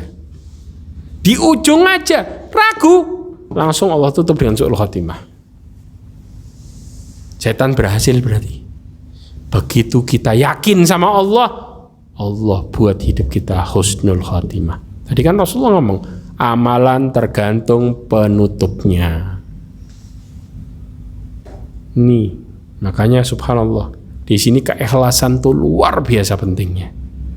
Kalau kita nggak punya keikhlasan, ibadah cuman kepengen dilihat orang, jadinya seperti seorang mujahid tadi. Begitu dia perang luar biasa, subhanallah, Rasulullah pernah ditanya sama sahabatnya, ya Rasulullah, Siapa orang yang kemudian matinya apa? Mati syahid. Seseorang, dia nyebutin satu-satu. Seseorang yang berperang kepingin disebut namanya besar. Seseorang yang berperang karena ngelihat kedudukannya. Seseorang yang berperang karena marah. Seseorang yang berperang karena bela sukunya. Disebutin satu-satu sama sahabat. Siapa di antara mereka semua yang disebut dengan syahid? Kata Rasulullah, barang siapa yang berperang li'i'la'i kalimatillah, untuk meninggikan kalimat Allah, perintah Allah, maka itulah mereka yang masuk surga. Empat-empatnya gak ada. Maka kayak tadi, tiba-tiba gak kuat rasa sakitnya, dia gak bisa nahan, udah sekalian mati. Tinggal dikit, sama-sama mau dicabutnya, tinggal sedikit, tapi berujung kepada su'ul khotimah. Padahal dia melakukan amal ahli surga. Subhanallah. Makanya subhanallah, sampai Rasulullah SAW mengatakan di dalam hadisnya yang diriwayatkan oleh Muslim, kata Rasulullah, sesungguhnya di antara kalian yang beramal dengan amalan ahli surga menurut pandangan manusia. Kata Rasulullah apa? Menurut pandangan manusia. Sahabat tadi ngomongnya apa? Oh, masuk surga ini. Kadang-kadang ada orang baik, ada nggak di antara kita kadang-kadang kejadian nggak? Orang baik dohirnya, kita ngomong, oh ahli surga ini, ya nggak? Kita nggak tahu ternyata di belakangnya dia bermaksiat. Sampai Rasulullah mengatakan apa? Allah hancurkan kayak debu amalannya. Di dalam hadis disebutkan, ya. Kenapa? Gara-gara ketika dia sedang sendiri, dia menyelisihi Allah. Kalau di depan orang, dia jadi orang soleh. Begitu sendiri, dia menyelisihi Allah. Allah buat amalannya kayak debu. Makanya kita kelihatan aslinya kalau lagi sendiri. Kita beriman atau enggak, kelihatan lagi sendiri. Ya enggak? Kalau lagi depan orang, semua kita bisa melakukan amal baik. Tapi kalau sendiri, di situ kita yakin sama Allah atau enggak, lagi sendiri. Ya. Maka ketika lagi sendiri, kita yakin sama Allah, kita juga bakal hati-hati. Tapi kalau lagi sendiri, kita kemudian masih bisa bermaksiat, mengatakan enggak ada yang lihat. Na'udzubillah, berarti kita ragu sama Allah. Na'udzubillah min dzalik.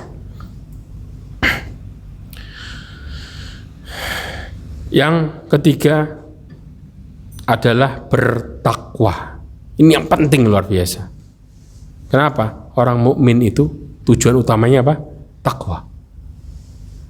Sampai Allah SWT mengatakan, ya ayyuhalladzina amanu taqullaha haqqa tuqatih wa la tamutunna illa wa antum muslimun. Orang yang bertakwa, Allah jamin apa? Meninggalnya mereka apa? Husnul khatimah, dalam posisi berserah diri. Berserah diri. Pasrahnya sama apa? Sama Allah. Ya. Kemudian juga mereka yang jujur. Ya ayyuhalladzina amanu taqullaha wa kunu ma'as shadiqin. Bersamalah orang-orang yang benar, yang jujur. Ada sebuah kisah. Saya tutup dengan kisah ini. Ada seorang sahabat namanya Ka'ab ibn Malik. Pernah dengar? Ya. Ka'ab ibn Malik ini pernah ngelakuin satu kesalahan. Kisahnya masyhur, sampai turun ayat. Apa kesalahannya? Nggak ikut perang. Perangnya perang apa? Perang Tabuk. Betul. Ketika Ka'ab ibn Malik sama 3 sahabatnya, ya, sampai subhanallah, 3 sahabatnya diapain tuh? Sama bertiga, sama Rasul apa? Diasingkan. Sampai istri-istrinya nggak ada yang mau ngajak ngomong. Kebayang nggak? Ini kayak 3 orang ya hidup tengah padang pasir. Gara-gara jujur. Tapi gara-gara kejujurannya Allah turunin ayat buat mereka khusus. Ya, awalnya pahit. Ya. Tapi kadang-kadang kita, wah cari aman lah, bohong nggak apa-apa. Nanti kan Allah kalau tobat Allah ngampuni. Ingat, sekali bohong kita bakal bohong. Iya nggak? Ada orang yang 1 kali bohong bisa tetap bertahan dengan 1 kali bohong, yang lainnya jujur. Gak mungkin. Karena setelah ditanya berikutnya, dia harus bohong juga. Ya enggak? Ditanya berikutnya, dia harus bohong untuk menutupi kebohongan yang pertama. Dan itu pasti. Subhanallah. Ya, Ka'ab ibn Malik dia menceritakan suatu saat ketika dia nggak ikut perang Tabuk, ya.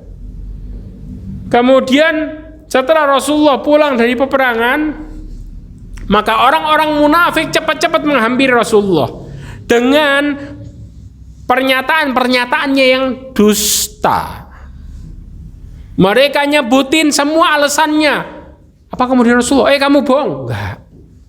Bahkan Rasulullah menerima mereka dan mendoakan supaya mereka diampuni. Bayangin. Nanti ikut ya, sampai kemudian kayak gitu.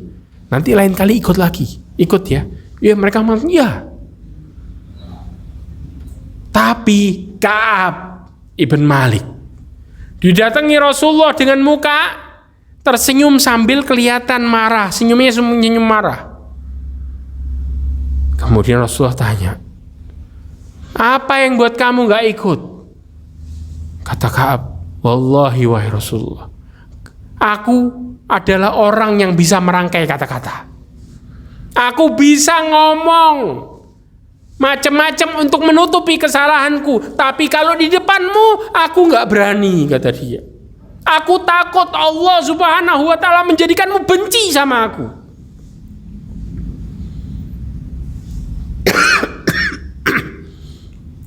Sampai akhirnya Ka'ab mengatakan, ya, ketika kemudian itu terjadi,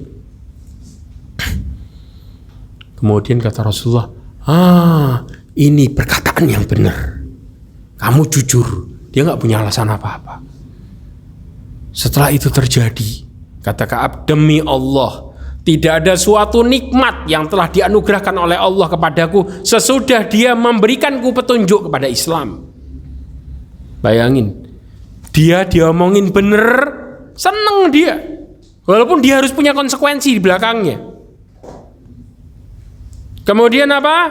Yaitu nikmat yang paling besar bagiku selain dari kejujuranku kepada Rasulullah SAW. Kejujuranku kepada Rasulullah, dia ngomong kayak gitu.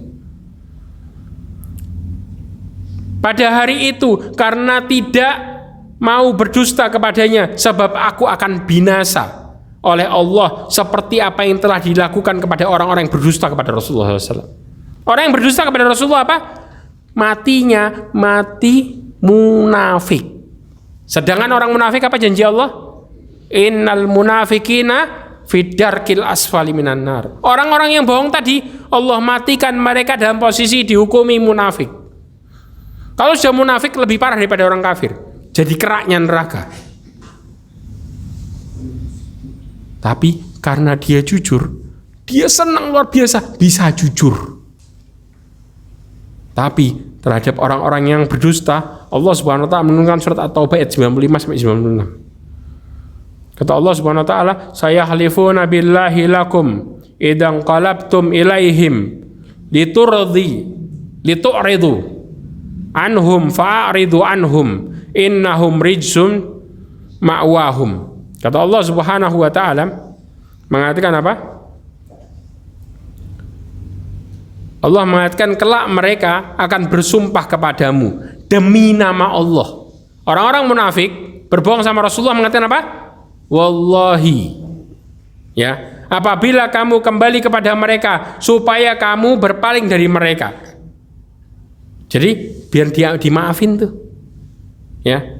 Maka berpaling dari mereka karena sesungguhnya mereka itu adalah najis, kata Allah.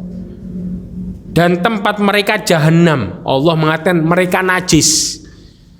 Ada nggak sesuatu najis yang kemudian kita ambil, ya? Kita bawa? Ada? Nggak. Kalau sudah namanya najis, itu boro-boro mau ngelihat. Semakin dijauhi, nggak dipedulikan. Allah katakan mereka najis. Dan Allah jamin tempat mereka jahanam. Itu efeknya. Maka subhanallah, walaupun setelah itu pahit emang, didiemin tuh 3 orang sahabat nih. Tapi setelah itu Allah nurunin ayat khusus buat mereka, ngasih ampunan karena jujur, karena mereka berkata benar. Maka ingat, kejujuran menyelamatkan dirimu. Bahkan Rasulullah mengatakan al-hasanat, ya, kebaikan-kebaikan akan menghindarkanmu dari kematian yang jelek. Berarti apa? Kejelekan-kejelekan membuat kita su'ul khatimah. Tapi kalau kita banyak kebaikan, maka Allah jauhkan kita dari kematian yang jelek. Jelas jawabannya husnul khatimah.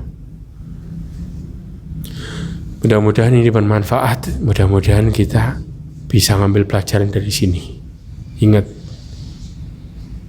ajal gak ada yang tahu.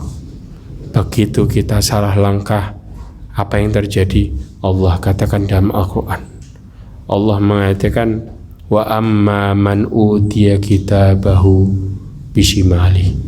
Orang-orang yang menerima kitabnya dari tangan kirinya, mereka mengatakan apa?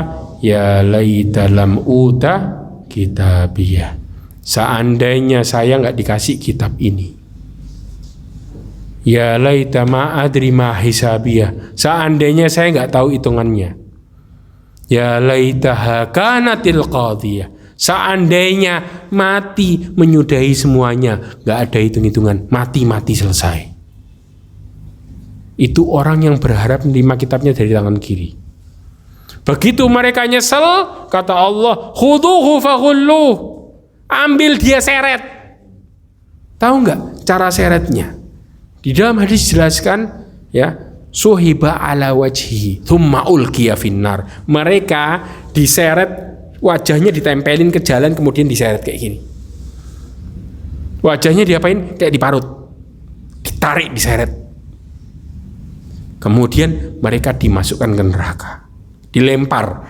Caranya kayak ngelempar binatang. Tsummal jahima sallu, kata Allah, kemudian lemparkan dia ke neraka.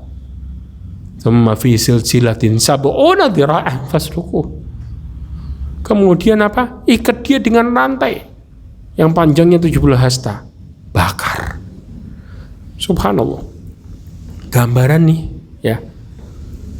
Kita kalau di sini ada lampu gantung. Contoh ya. Ada orang yang digantung di tengah-tengah ruangan ini. Tiba-tiba naudzubillah nih ruangan kebakar. Kira-kira orang yang digantung itu ngapain? Dia nggak bisa lari. Tubuhnya diam tak apa gerak? Gerak kayak orang cacing. Persis orang di neraka posisinya kayak gitu. Mereka digantung sambil seperti ini badannya. Kenapa? Karena dia di bawahnya dibakar. Dan mereka nggak bisa ngapa-ngapain. Hancur, balik lagi, gini lagi. Kita di dunia, orang kemudian bawahnya api, dia nggak bisa apa-apa, dia berusaha ke kanan ke kiri supaya nggak kena panas. Ini baru dunia. Kalau di neraka, yang Rasulullah katakan panasnya 1/70 api yang kalian hidupkan di dunia. Ditambah lagi, kata sahabat, wahai Rasulullah, apakah itu cukup? Kata Rasulullah, belum. Sesungguhnya satu dengan yang lainnya panasnya 60 kali lipat lagi. Tapi masihkah kemudian kita berpikir untuk melihat sebuah dosa dengan melihat yang gampang? Kalau kita tahu, bahkan subhanallah, sampai dikatakan tabi'in, ya. Siapa yang nggak tahu Umar bin Abdul Aziz? Umar bin Abdul Aziz kadang-kadang ngumpulin nih para ulama. Kata Umar apa? Nasehatin kita tentang kematian, kiamat dan yang lainnya. Maka tiba-tiba mereka nangis. Kayak di tengah-tengah mereka ada apa? Ada mayat. Mereka nangis kayak di depannya keluarganya yang meninggal. Kayak di depannya bapaknya yang meninggal. Subhanallah. Ini kalau sudah apa? Mereka bareng-bareng nasihatin tentang kematian. Mereka semua ketakutan. Ini Umar bin Abdul Aziz dan para sahabatnya. Kalau kita tahu gimana detailnya neraka dan lain sebagainya, wallahi gak ada di antara kali kita yang nafsu untuk ngelakuin sesuatu. Bahkan tabi'in dikatakan ketika dia mengingat tentang kematian, layan fa'bil ayam, gak manfaat hari-harinya. Sampai kalau ditanya, saya nggak tahu. Jangan tanya saya. Saking stresnya tuh. Ini yang terjadi.